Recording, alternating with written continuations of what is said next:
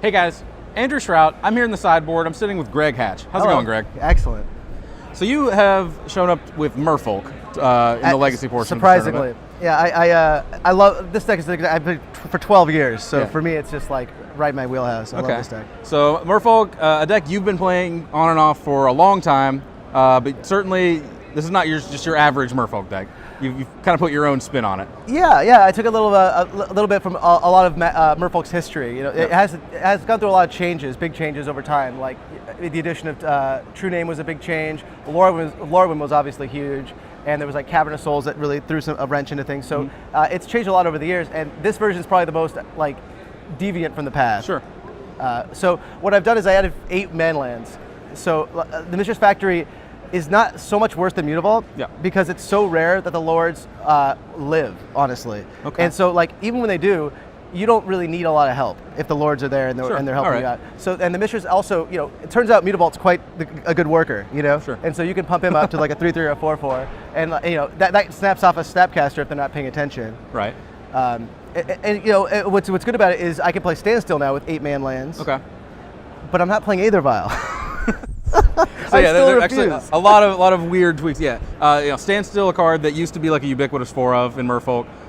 Nowadays, I guess some people just aren't playing it at all. The original point of Standstill was to be playing Aether Vial. That's right. But you're off of Aether Vial. And I've been off Aether Vial for a while. I've been trying to tout this ever since Cavern came out. You just don't need the uncounterability. True Name kind of muddles up the works of what you want Aether Vial to be on all the time. Sure. And you know, people are just smart about it. They're boarding in Ancient Grudge. They're Abrupticate if they need to, and then if they don't need to. And the top decks is just so miserable because it's not blue.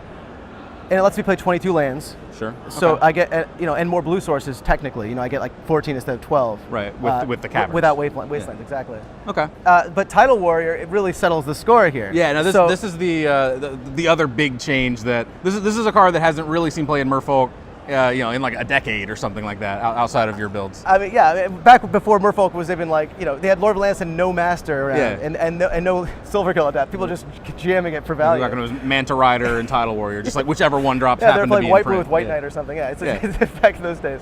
But the Standstill allows you to have a board presence early and benefit from it. So the mana lands are good at that. But the mana lands take away from your blue count, so Tidal Warrior helps there. But that's the least of what it does. Without Aether Vial, you have 8 1-drops now.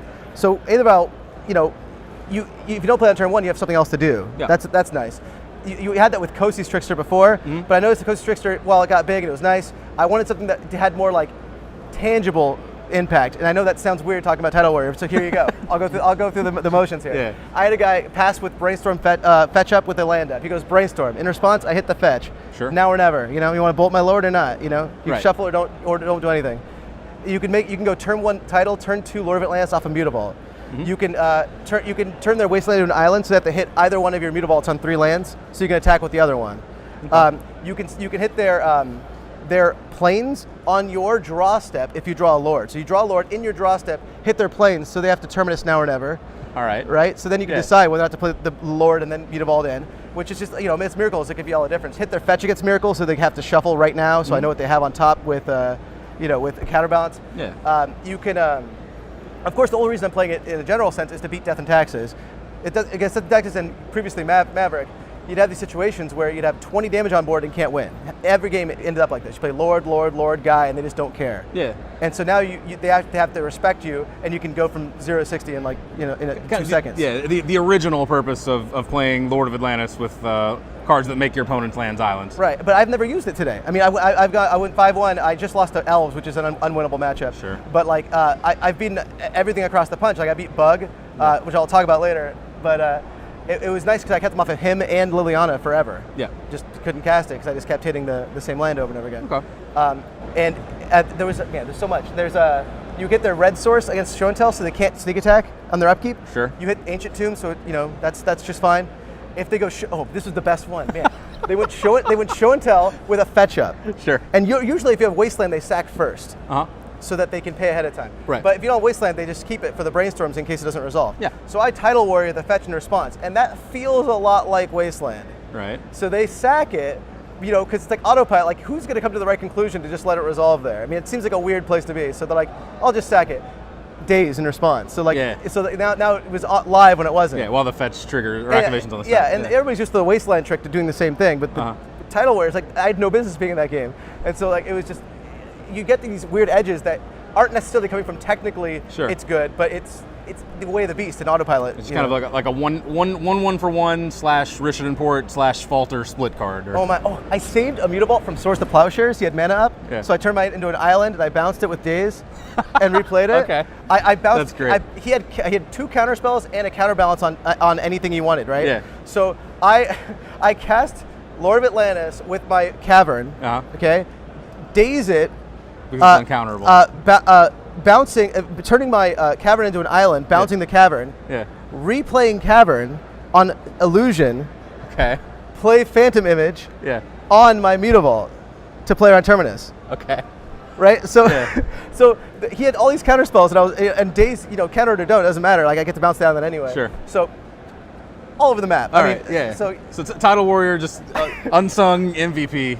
It's not what it does. It's what the opponent doesn't realize it can do, and they can't keep it all in head. What it threatens to do, and what it can sneak around and do. They don't realize that their Pyroblast isn't live, Sure. So like, I can't Pyroblast now, It's like, oh man. So like that kind of stuff is just huge. All right. And then the one other tweak in the main deck that's kind of a deviation from what I think is kind of the accepted norm of Merfolk. You were not playing any Wastelands. Oh yeah, absolutely. And I did this last time at the Las Vegas Invitational, and I've done it ever since. Wasteland is basically like Wastelanding yourself. And I say that it's not actually like that, but it feels a lot like it when you're playing a card like True Nemesis, especially without Aether Vial. Aether Vial and Wasteland go together like peas and carrots, because you want to be able to use the colorless mana. But if you don't have a lot of uses for colorless, and you're already playing a lot of the man lands like I'm playing, all of a sudden it's a lot less like a split card and a lot more like a sinkhole. And this deck just doesn't want a sinkhole that costs you a land drop. Okay. So like if you have this, if you have the split card effect of it, then it's totally fine. Otherwise, you don't really get much use out of it, and people just play around it. Sure. I mean, like, you'll ponder in Rug, you'll leave the land at the 3rd card down, and if they wasteland you, then you don't shuffle. If they do wasteland you, then if they don't wasteland you, then you do shuffle. Sure. So like they can make it so that it doesn't actually have an impact beyond tempo. Right. Like it's not going to shut people out of the game at these larger legacy tournaments. People just are prepared for it. So if you can't use a tempo, then what are you doing? You have to go Lord, and then Lord Wasteland's too late. Sure. It was a card that's at its best when you're already ahead and want to keep land parity. And that's if they don't have Green Sun and Death Right, and then you're just feeling silly. Okay. And then you kind of alluded earlier to you had a really cool game against Bug. Another card.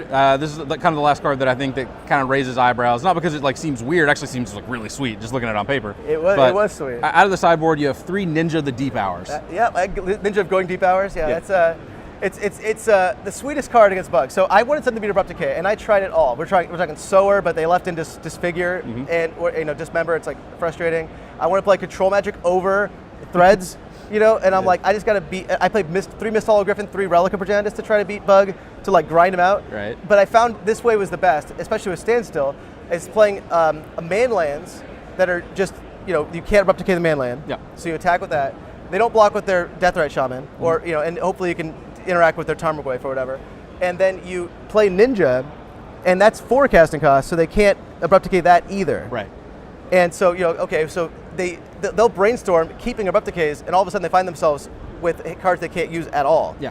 There's not a single target on the board. And and what's good about that is after it hits, they have to actually play spells from their hand, which means they don't get to have that freedom of motion that Brainstorm allows. They have to actually commit cards to the board, which lets me to actually do something without feeling like I'm behind, because I don't allow Brainstorm to do that same thing. And also, of course, Ninja goes right through Standstill, which is a total blowout. Yeah. And with 8 mana lands, they can't Liliana you. So you just activate and sack it to Liliana. They can't even Abrupt Decay you out of it. They're just, you can even do make their Wasteland into an island, so they can't Wasteland when you make a creature. Yeah. So it's really just I guess they would sack the Tidal Warrior, but either way, Ninja was the way to beat that matchup. Definitely, it's good against everything else too. Bug was at the beginning of it, but it's super good against Ad Nauseam Tendrils and Show and Tell. They can't beat these cards. Just sticking a threat that lets you keep generating card advantage to actually interact with them. It's like having 7 standstills, but and these ones actually you better hurry up. You don't have a lot of time. Yeah. Sounds legit. Yeah. All right. So you're off to a 5-1 start in Legacy. That's right. Losing to Elves was pretty frustrating. Yeah. Like you mentioned, I think that's probably like a close to unwinnable matchup. Absolutely. What are you hoping to play against, and what are you hoping to avoid with this deck? Okay, so Show and Tell is, generally speaking, one of my favorite matchups. It's not necessarily the best matchup, but it's the matchup I feel most comfortable playing. I play it the most. Yeah. Stoneforge decks in general, I feel favored against. If they play blue and they're playing fair, I feel good. Especially with Standstill and Manlands, I like that on the play, they won't even be able to play Stoneforge without me having access to Force, Daze, and Standstill to prevent it. Yeah. So that's like, a bunch. Plus with Tidal Warrior, there's no weirdness around me being able to have Island Walk, which is huge for them playing like one island and then dazing it back to their hand. Sure. To try to like, play around with that. So I can make sure I can go right past the Batter Skull and race it. Okay. What I've noticed is that Curse Catcher is a great card to have against most of these common matchups, obviously, but I've been imaging my Curse Catcher aggressively. Okay. Just always. Because I was thinking that, people always image their Silver Girl Adept. Right. But like that gives you like maybe a 10% or chance to draw a counter, 20% chance to draw a counter. But it gives you a 100% chance to draw a Daze if you copy Curse Catcher. All right, that makes sense. And so that's been a huge game changer because they have to brainstorm away lands. Sure. Normally, but they can't now. Right, because so you it has just have impact. extra taxing they have to keep density the lands there. and not the blue cards. Okay. So that's why I like the Show and Tell matchup. So the Death and Taxes is the actual worst. Sure. If that's and Elves, of course, is pretty bad. Okay. Death and Taxes at least is not as bad though with Tidal Warrior involved. But otherwise, blue decks that play fair. Blue, basically, I don't want to play against non-blue Stoneforge decks. Okay. That's the way I'd put it. All right, makes sense. All right, well, you're off, as I mentioned, off to a fantastic start in Legacy. Had a little bit of a hiccup in Standard. Oh, that's a nice way to put it, yeah. You're very generous. But still plenty of a chance to go deep and kind of make your mark in Legacy. Absolutely. I'll be rooting for you, man. Thank you. Thanks for joining me. Stick around. We've got plenty more coverage coming of the Invitational here in New Jersey. Enjoy.